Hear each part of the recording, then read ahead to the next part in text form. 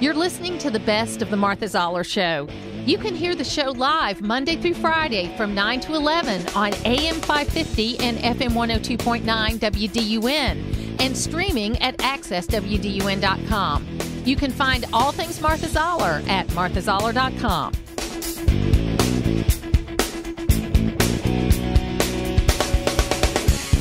Lieutenant Colonel Alan West is joining me right now, and he's an old friend, and he is going to be coming to Alpharetta on April the 18th, and so we're going to talk a little bit about that event and what is bringing him here. Alan, how are you?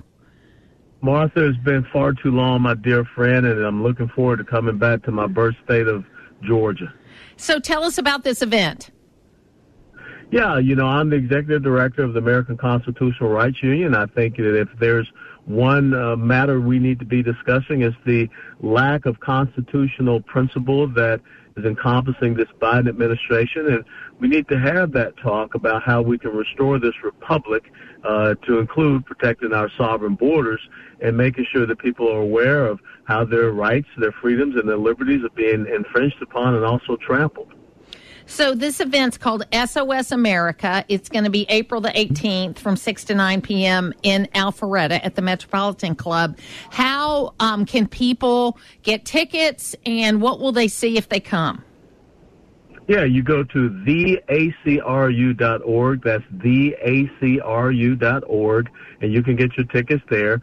And what we're going to do is, I'm going to speak about some issues, and there'll be some other people there. But the bottom line is that we want to hear from the concern of the Georgians that we have, because we know Georgia is a critical election state, and things have changed a lot, in Georgia since I grew up there, and you've been there the entire time. But we have seen that influx of the Hollywood elites that have come into there, and they have really reshaped that Atlanta-Fulton County area, and really all of the major metropolitan areas there, Savannah, Augusta, Columbus, Macon, and that is causing Georgia to shift in a way that I don't think is good for it, especially when you look at the two senators that are now representing Georgia. Yeah, and that was a disappointing thing, and one of the things that, Governor Kemp is working very hard on with his super PAC is to prove that Georgia is not a purple state. That's his goal in 2024, because we had about 400,000 Republican voters that did not come back out for that runoff. And we ended up with 2 senators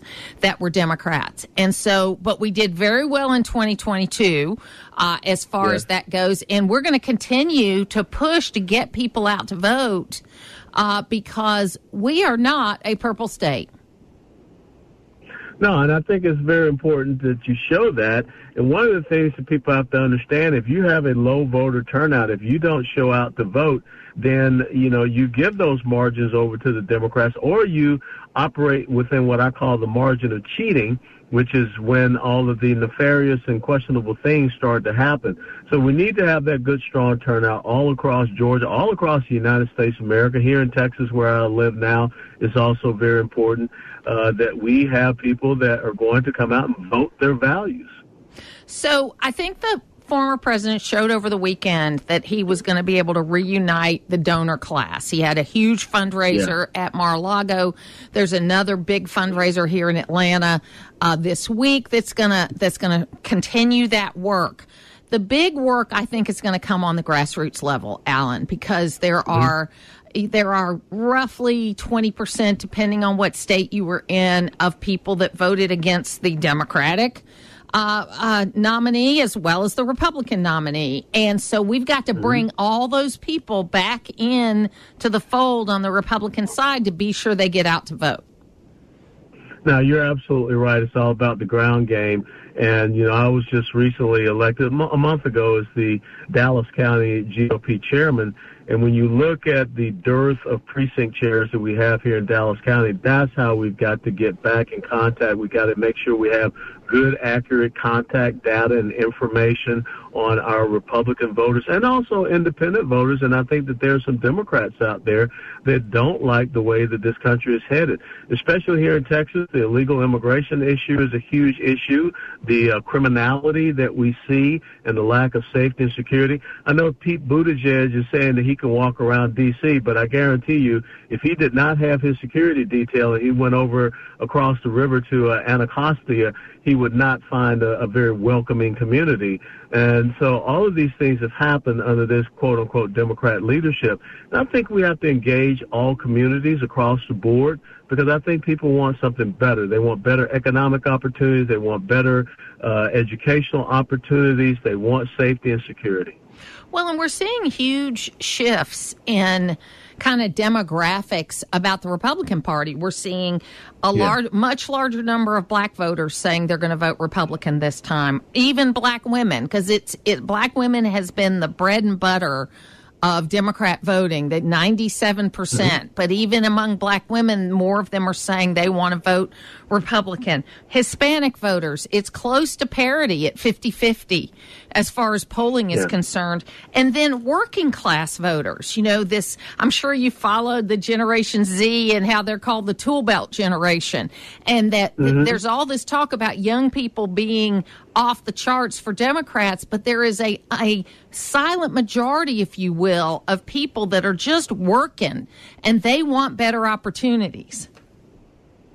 Yeah, they do. And I think you just recently saw that Joe Biden is still going to try to push this college student loan debt policy. And that's a slap in the face of people out there that are working hard, that they are going to have to, pick up the bucket for people that entered into a contractual agreement that said that they would pay back for their opportunity to go to college and get a higher education. Nobody told them to go do that. They made that decision themselves.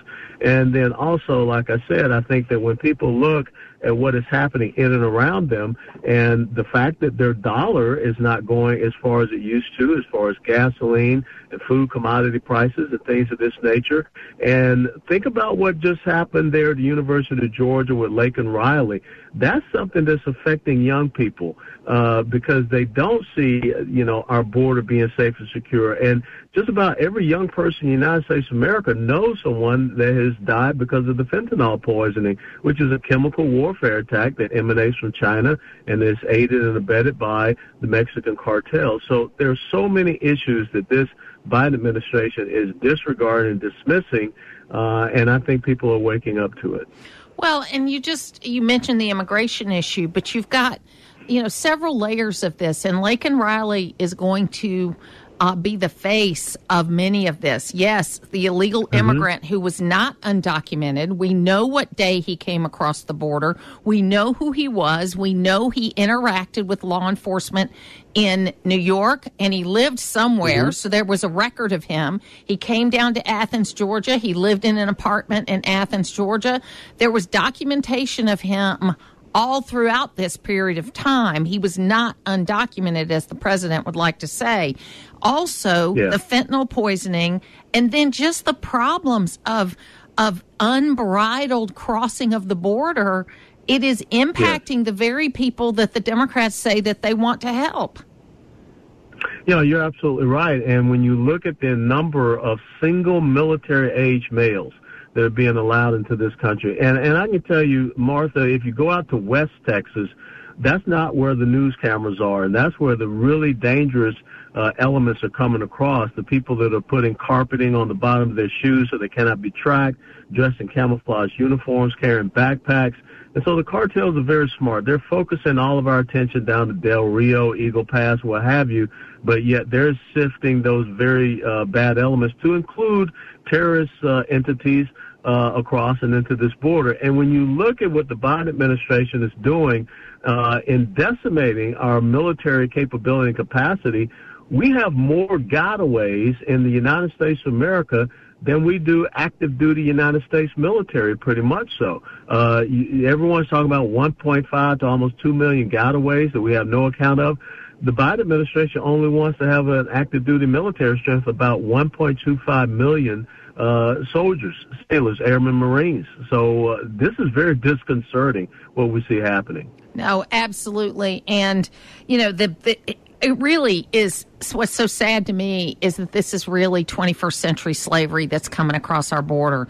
It's human trafficking, totally. It's labor trafficking, it's sex trafficking, and these folks have no more way to pay back these cartels. I mean, it might as well be $1 million they owe them rather than 10,000 because they can't pay it back. So all they are is slaves while they're in this country. And Democrats should care about that, but they don't. They look the other way, Alan, and we have got to stop this. No, you're absolutely right. Again, I live out here in Dallas County, and Dallas, Texas itself is the number 2 city in the United States of America for sex trafficking.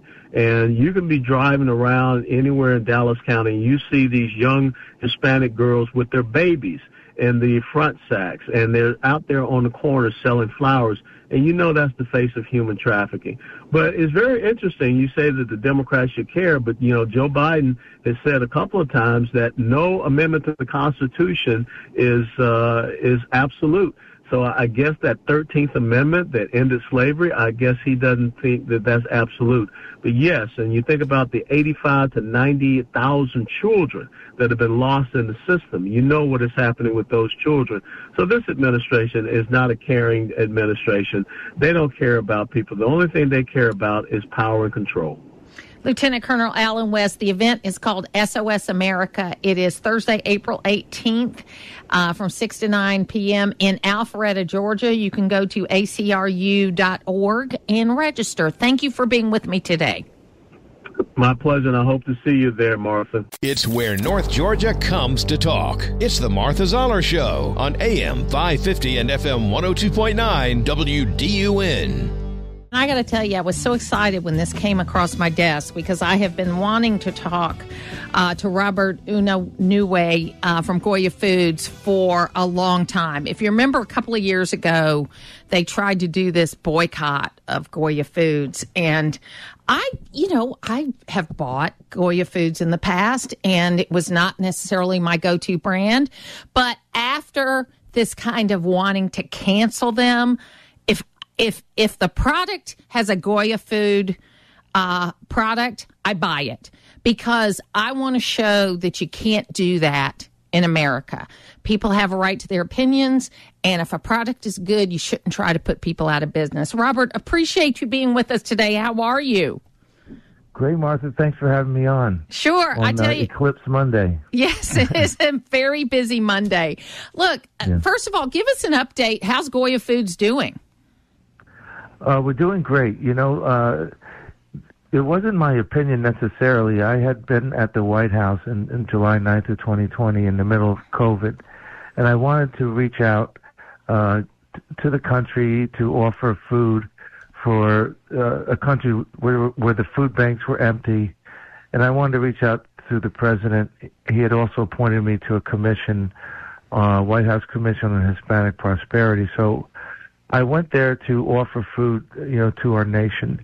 And as I spoke in the White House Rose Garden, honestly, the Holy Spirit put this word on my lips: blessed. I said we were blessed for a country and to have a leader like Donald Trump.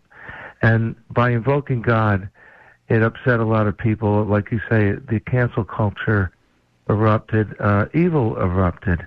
When you use God or something related to God, it does not. The evil one does not like this, and we've since then been turning away from God, and we need to move back in that direction. Yeah, I said last week when I was talking about, we talk a lot about culture on this program, but politics, but we also have a conversation about how we got here. And, there are two things that I think that we could do, three things actually that we could do that could get us back on track. And it has nothing to do with politics. Parents need to parent. We need to count on God, and we need to start talking to each other face to face. If we do those three things, maybe not in that order, maybe we need to be thinking about God first, we could really turn this country around. Yes, face-to-face is very important. We have our faces dug in these phones and selfies. And we're losing track of the person in front of us, and we're not valuing the person in front of us. And this COVID, when that happened during COVID, they attacked our spirit, our reason to get up every day, and we need purpose. And I'm very optimistic that our society and with the Latino community, who hold the values of God, family, work, and freedom, we can move this country back toward loving God and loving our neighbor as ourselves. We're too focused on self, and we've run out of letters, we've run out of flags. When we create ourselves in our own image and likeness, we don't give ourselves value. God gives us value, and we need to turn toward our neighbor and and not so focused on ourselves. No, I think you're absolutely right about that. And you've mentioned the Hispanic community a couple of times, and certainly they are the largest minority group in the country, probably one of the fastest growing. And what I think is amazing about this group of people, and everybody should be like this, I jokingly say, why is it white men are the only people that are allowed to have a different point of view? Why is it every other group gets lumped together? But the Latino community is a community that's up for grabs. I mean, it's not necessarily a Democratic community or a Republican community. We have to win their votes. Yes, it's not Democrat or Republican. It's the values and God, family, work, freedom. Myra Flores in Texas, she goes out and campaigns on those values. Her dad used to say, Myra, you're a Democrat. He says, no, Dad, I have these values. I'm a Republican. No, you're a Democrat. At the end of the day, her father went to Myra and said, Myra, I'm a Republican. I hold your values. And she said, why is that, Dad? He said, my party has abandoned me. And they have abandoned us. There's this war on the working class. COVID was a war on the working class. The United States is the largest consumer of trafficking, and the biggest victim is the Latino. We're being exploited, we're being abused. The evil one is at work, and we have to stop being abused. And we're not only abused with trafficking, all of us, we're being abused with an inflation that's out of control. These policies and wars on fossil fuels, this Green New Deal is no deal. It's costing us dearly. And, we're all tired of out-of-control costs that we have to work harder. 60% of the people in this country don't pay taxes, and some of us pay taxes for others. The 60% of the illegal immigrants coming in have better benefits than some Americans, and we have to pay for that.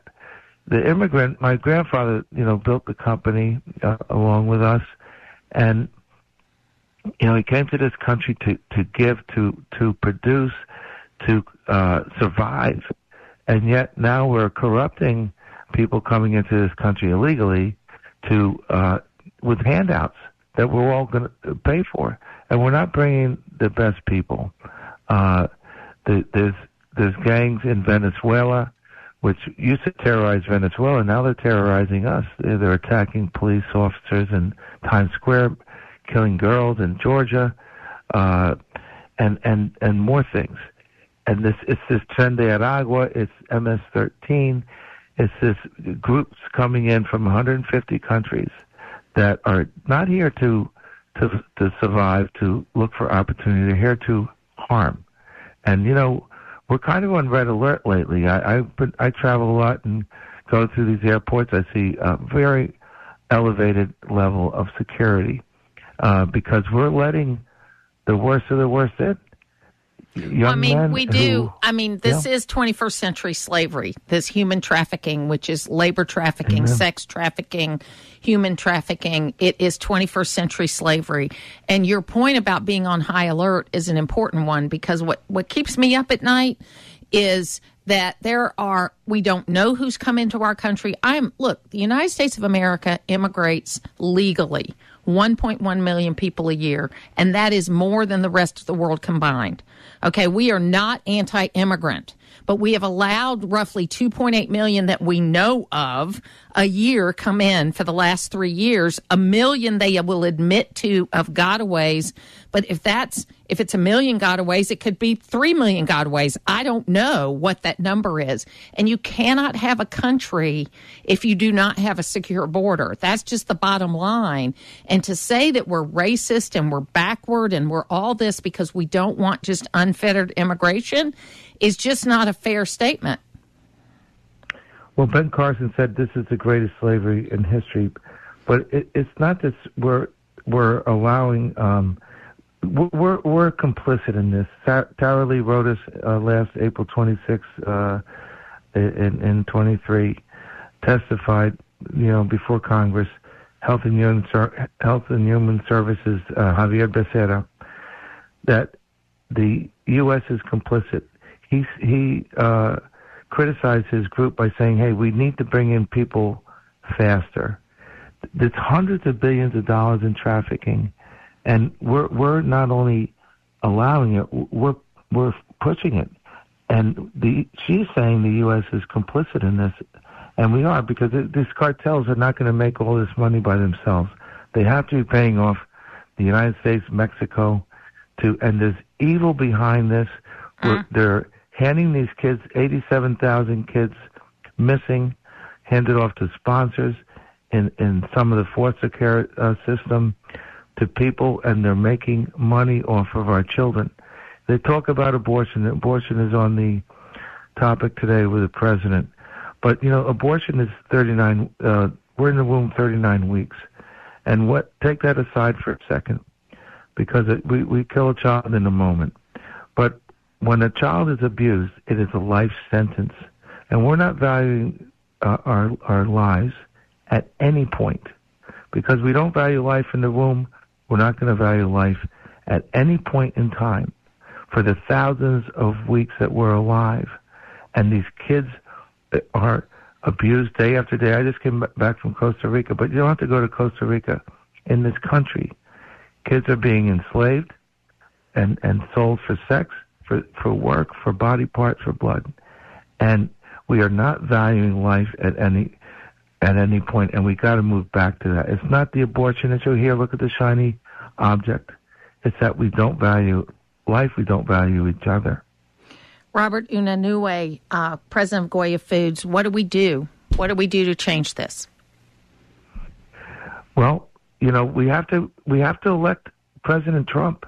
We got to turn this around. What he built with a lot of pushback was undone in a nanosecond. When Biden came into office, he had close to 50 executive orders. AFPI, America First Policy Institute, of which I belong, head by Brooke Rollins and a fabulous group of people, is preparing executive orders for the next president to set the policies for the next 100 years, to bring America back to America First policies, but faith-based policies, prosperity-based policies.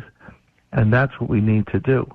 And we not only need to elect a president with those values, but the Congress, the Senate, the House, and local. You have people like George Soros affecting politics at a local level, at school boards, at prosecutors. They're destroying our system. We're letting criminals out. There's anarchy. There's anarchy in the streets. So how important, I think it's extremely important that we not only elect President Trump, but we also have to have a really good vice president, because President Trump will only be able to, if he's reelected, serve one term. So it's got to have a very strong vice president that's going to be able to win in 4 years and then have 8 years to make sure these policies stay. President Trump, I believe, wants a vice president that is presidential. And so that's I think is in his wheelhouse. That's what's in his purview, his idea that having a vice president that can step in and be president. I think that's important to him. Absolutely. Robert Unanue of Goya Foods, thank you so much for being with me today. Thank you, Martha. God bless you. Putting the talk in news talk. It's the Martha Zoller Show on AM 550 and FM 102.9 WDUN. Guy Benson is joining me right now. You see Guy on the Fox News channel. He also has a podcast, and you can find him everywhere. And we appreciate him being with us today. Good morning, Guy. How are you? Good morning. Thanks for having me. Sure. So, this is so gut-wrenching, this story of these American families. And there's a lot of other families, not just American families. But it seems like the White House has had a lot of difficulty even talking about the Americans that are being held hostage. And they continue to talk about a ceasefire. But in my mind, if you're not saying release the hostages first, it's really empty words. Well, it's worse than that. It's a huge gift to Hamas. If you have decoupled hostage release and Hamas surrender from ceasefire, you are hampering Israel's ability to win, and you are enhancing Hamas's ability to win. And Hamas, in their mind, to win, they need to pull off October 7th, which they did. They need to survive somehow after October 7th, which remains to be seen whether they can. And then part of their goal is to turn the world against Israel. And it's not hard to do because much of the world, for some reason, I think people can draw their own conclusions, just often end up being hostile to the only tiny Jewish state on planet Earth surrounded by enemies who want to kill them. So it's been a very frustrating and disheartening thing to watch just from my perspective. And I'm not someone with a loved one over there. I think you're right to highlight Americans because, of course, it's horrible. Hamas killed 1,200 people that day and stole hundreds more back into Gaza. But I think sometimes Americans might wonder how much of this really is our fight. And I think for multiple reasons, it absolutely is. One reason being Israel's essential nature as an ally in terms of what they do for us intelligence-wise. They do a lot of dirty work in that region that we don't want to do. They're willing to do. They're really crucial allies. They're also, a free country, a democracy. They give rights to minorities and all these things. They share our values that our politicians talk so much about. But just in terms of this current crisis, there were dozens of Americans murdered by Hamas on October 7th. Americans. Among the 1,200, dozens of them were Americans. And there are still, we believe, we hope, we pray, 5 living American hostages being held by Hamas, including a 19-year-old, a 23-year-old from New York, whose parents I just interviewed on Fox and Friends the other day. You can imagine how frightened and distraught they are. And there's also a young man, roughly my age, whose wife just gave birth to their daughter while he's in captivity. And imagine being her. No idea if he's coming home, no idea if he's still alive, if he will ever meet this child. If he's still alive, he has to know that she was due and there's a child now in this world that's his, and he has no idea if he'll ever get to meet that child. This is horrendous. It's horrific. Hamas is 100% responsible for it, and it is astounding and disgusting to me that the president himself in this newly released interview appears to have decoupled hostage release from the ceasefire that Hamas wants. Hamas is rejecting it anyway because it's not a long enough ceasefire. That's where their head is. They feel so emboldened. And it's like without American leadership in this country, I think there's a reason why probably very few of us can name even one of the Americans being held hostage actively by terrorists. I mean, I feel like it's crazy. We should all have like a clock on the evening news, and we should all know the names and all that. But for some reason, led from the top, it's sort of like, oh, well, this is unfortunate, but what we really need is to win Michigan. So, whatever has to be done has to be done. It's so gross. So I never worried that much about the domestic policy that Joe Biden would bring. I mean, I'm I am a partisan, but I believe we can work our way out of most of any of that. What worried me the most from the beginning was Joe Biden and foreign policy, because President Biden, when he was Senator Biden, was on the wrong side of every single foreign policy issue since pulling out of Vietnam, including the getting out of Afghanistan. He didn't want to kill Osama bin Laden when he was the vice president. He has just been wrong on every foreign policy issue throughout his whole career, yet he is touted and seems to have made a lot of money off of his foreign policy expertise. For me, that's what's terrifying, because we've got a border that's out of control, that who knows how many terrorists are in this country right now, what's going to happen between now and the election and beyond as a result of the poor and weak foreign policy that we are exercising at the hands of Joe Biden. Yeah, and he's also, let's just be real, he's not a smart man. He never has been.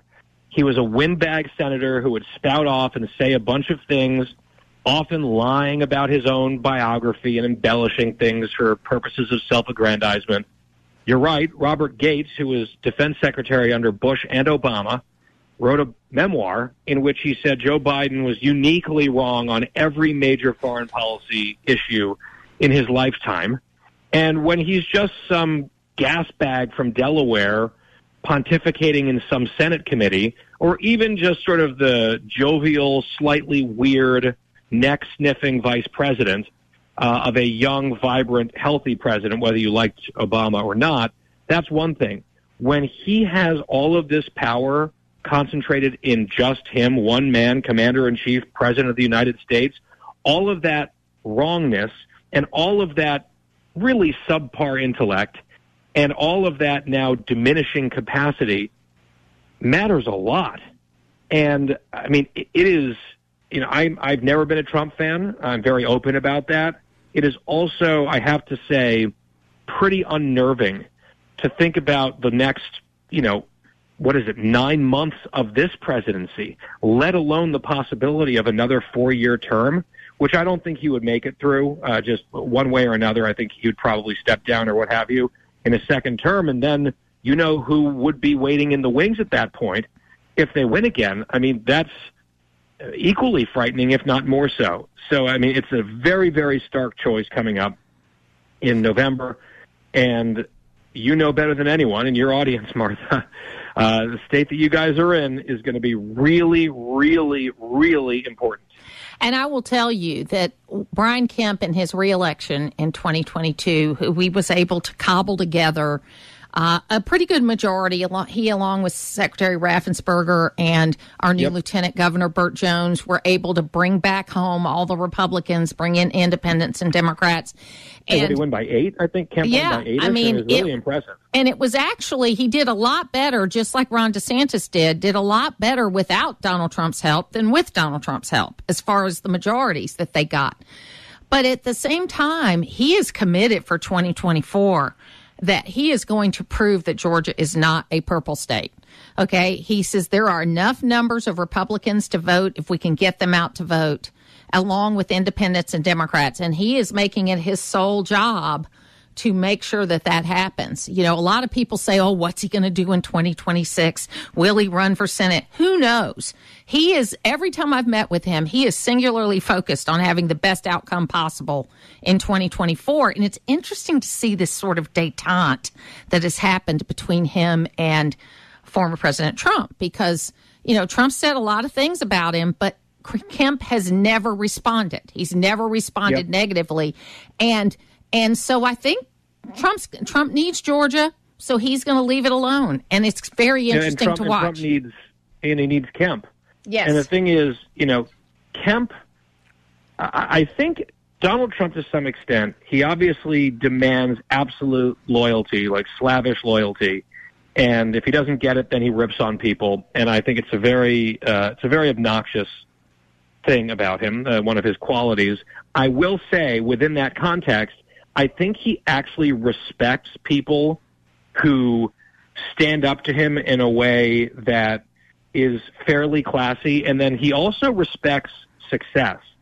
And for Brian Kemp to, not only because, Trump was hinting that maybe Stacey Abrams would be a better governor than Brian Kemp of Georgia, which is an absolutely crazy thing to say. Kemp never took any of that bait. And then not only did he beat Trump's handpicked challenger to him in the primary, as you recall, I mean, just absolutely wiped the floor with him. It was a blowout embarrassment for David Perdue. I wish he hadn't run against Kemp, but Trump put him up to it. He tried, and Kemp won a blowout and then carried almost, with one big exception, the entire GOP ticket to victory in a year that wasn't great for Republicans around the country. And I just have to think that Trump probably looks at that and says, well, we tried, but that SOB is tough, and he did it without me. And he also loves to take credit for other people's success. He can't do that with Kemp. Kemp did that on his own with that operation, and now whatever they think of each other and whatever the audience thinks of Trump or of Kemp or any of that, if the decision has been made that Biden and Harris cannot win again, Trump and Kemp really need each other, not just for the immediate future, but I think in the medium-term future as well.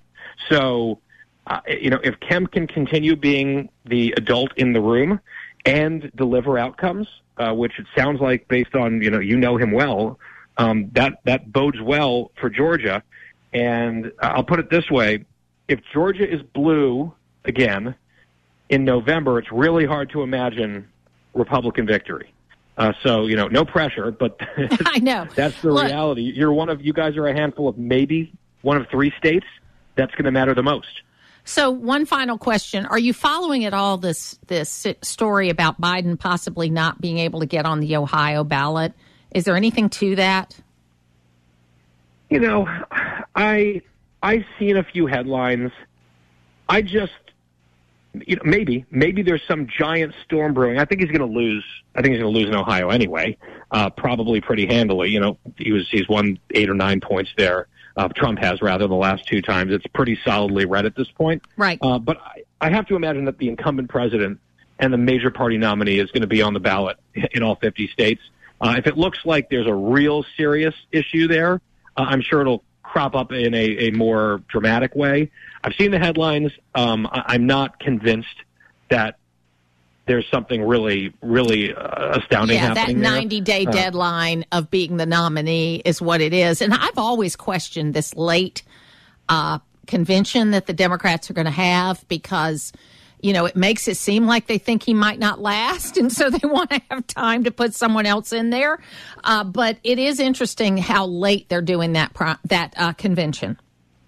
Well, I mean, I tell you what, if we keep getting more inflation reports like the one that we just got today, worse than expected again, Democrats here in Washington, D.C., I live in the D.C. area, they almost all will speak in hushed, worried tones about how much trouble he's in, and they are just hoping that Trump's flaws and legal problems and the way that they're going to try to message on abortion, they're just hoping that combination is just enough for them to somehow win this thing again, but they are very, very worried about it. I do think that there's some of them who would very much like to, pull the trigger and send Joe off on the iceberg into permanent retirement.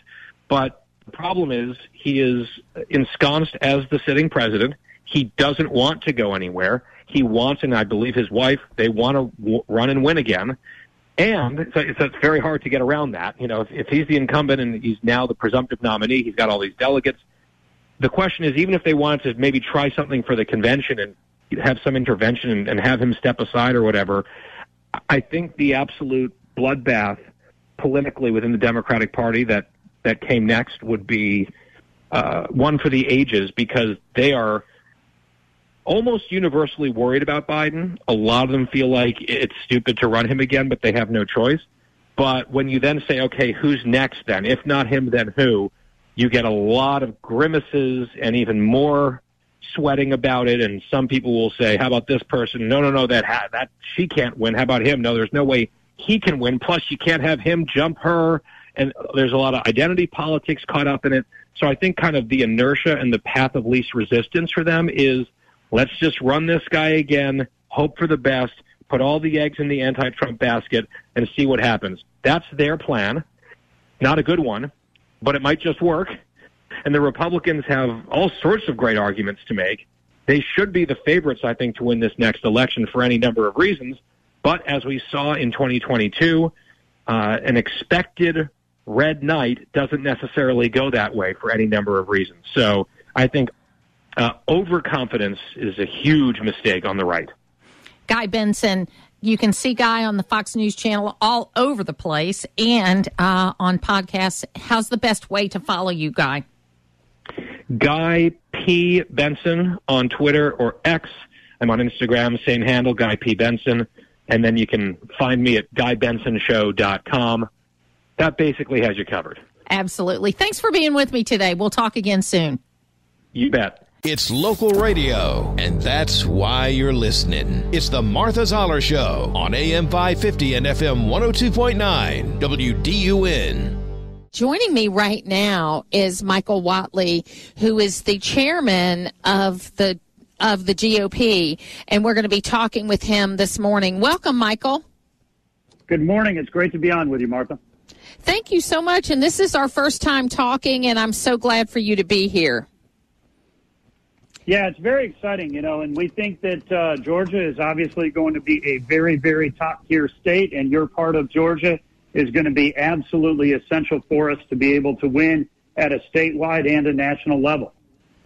Let's talk first about debates. I'm very concerned that there were no primary debates, and it looks like the current president doesn't want to do debates for the general election.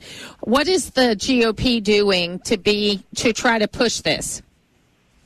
Look, we just sent a letter yesterday to the Commission on Presidential Debates and asked them, pushed them to hold debates, but not just hold the debates, but hold them before people start voting.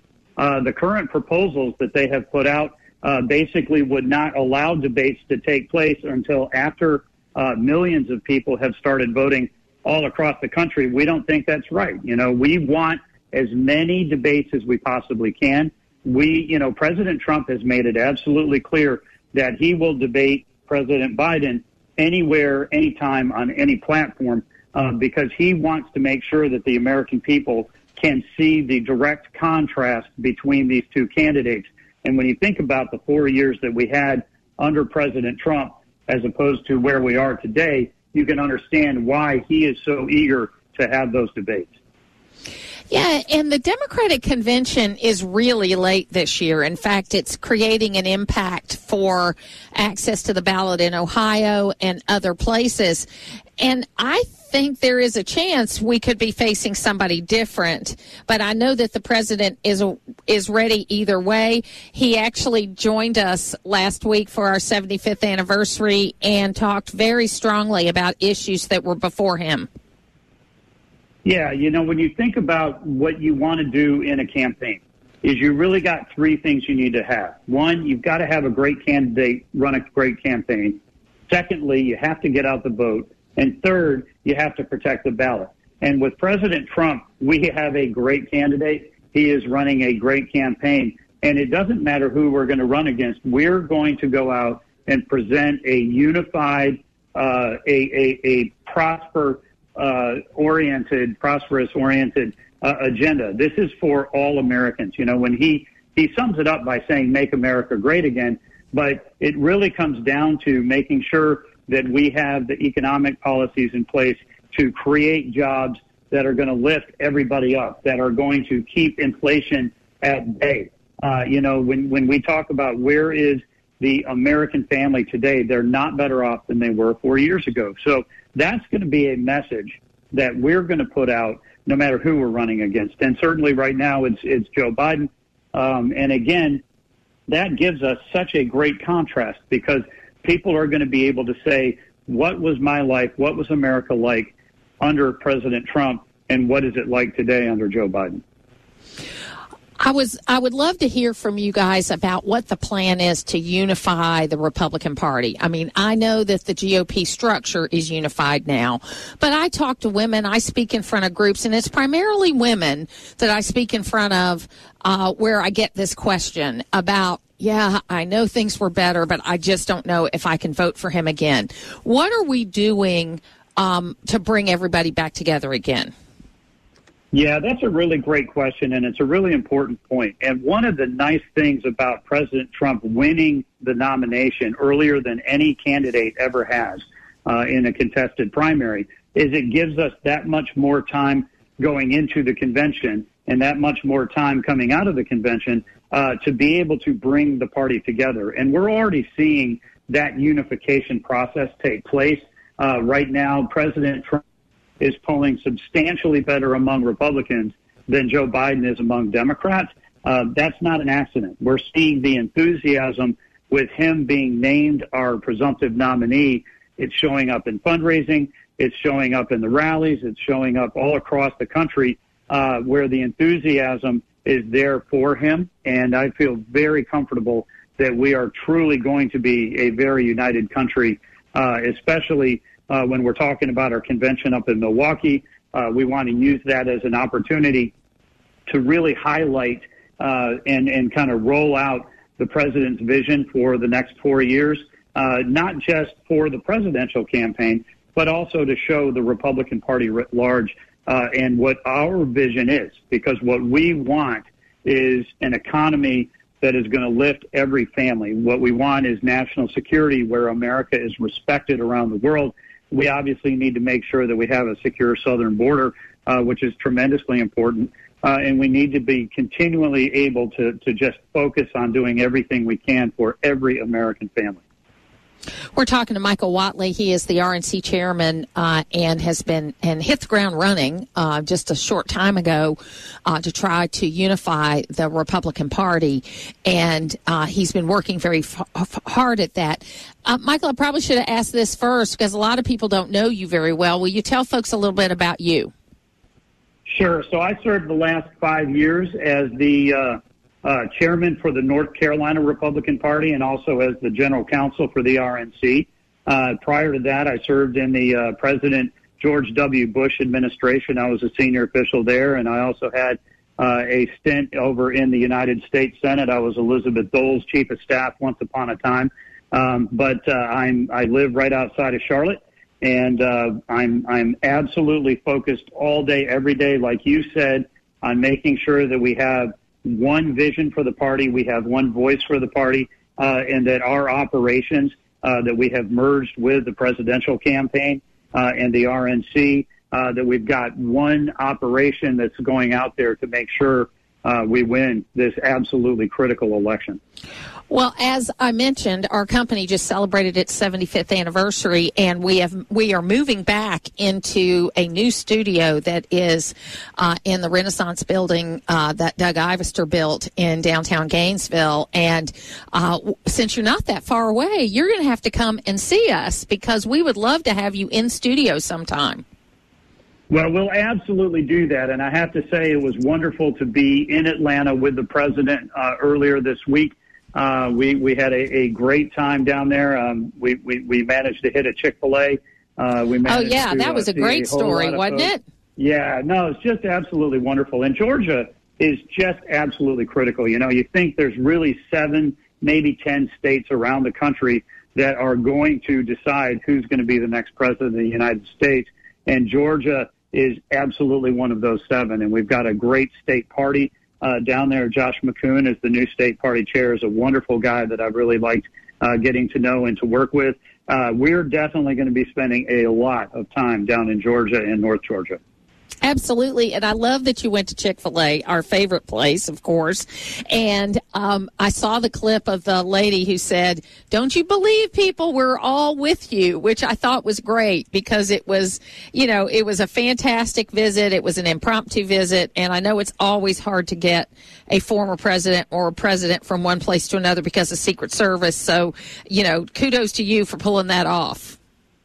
Well, and the thing that was really neat about that is, it was in an area that's 94% registered Democrat.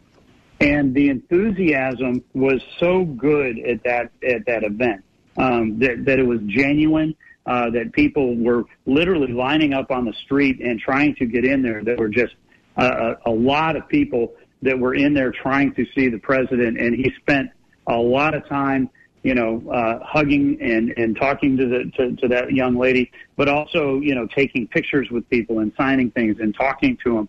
And that's who he is. He is a real guy who just loves America. The other thing that continually amazes me is that every event we go to, no matter where we are in the country, he wants to meet the police officers and the security folks that are there and shake their hand and thank them for what they do to protect America. He absolutely backs the blue and is a big proponent for our national security apparatus. But, I think you saw just so much. It's genuine, and it's truly awesome. When you look at those video clips, you can just see how he connects with everybody across America. Michael Whatley, chairman of the RNC, we appreciate you being with us. It's the first time we've talked, but it won't be the last. If people want to help, how can they do that? They can go to GOP.com, and we've got all types of sites on there, microsites and everything. But we do have a tab on volunteer where people can find out about it. And if they want to help on our election integrity programs, they can go to protectthevote.com. So those are our two big websites. And certainly support the Georgia GOP. We really like the opportunity to work with them. But Georgia's going to matter. So we really need your listeners to get out there and to participate. And then I will just say one more thing. My favorite statistic in all of politics is that if you have a 5-minute conversation with an undecided voter, they're 6% more likely to vote. So the most important thing that your listeners can do is, and I know they're educated, I know they're paying attention, is to go out and have that 5-minute conversation with somebody who doesn't know what they're going to do in the election and get them to go out there and vote Republican. Michael Whatley, thank you so much for being with us today. Have a great morning and a great weekend. To hear the full versions of last week's Martha Zoller shows, go to the podcast page at accesswdun.com, and you can follow me on social media at Martha Zoller.